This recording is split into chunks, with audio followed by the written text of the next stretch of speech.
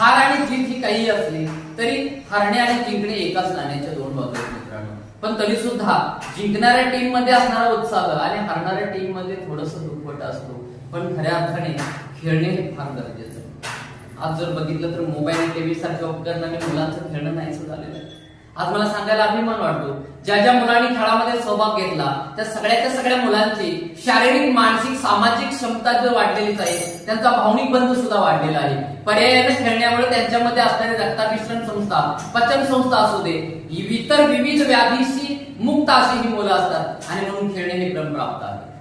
खेळामुळे या ठिकाणी आपल्याला ग्लॅमर प्राप्त होतो. हे जर सांगायचं तर आज विराट कोहली किंवा सचिन तेंडुलकर सारखी खेळाडू आहेत ज्यांनी या ठिकाणी लाखो करोड रुपये मिळवले आपल्या ग्लॅमरच्या माध्यमातून. आणि म्हणून आज मला सांगायला अभिमान वाटतो आपल्या या छोट्या छोट्या खेड्यामध्येच या ठिकाणी टॅलेंट लपलेलं असतं. ग्रामीण भागामध्येच खऱ्या अर्थाने खेळाची नाळ जोडली गेलेली असते आणि म्हणून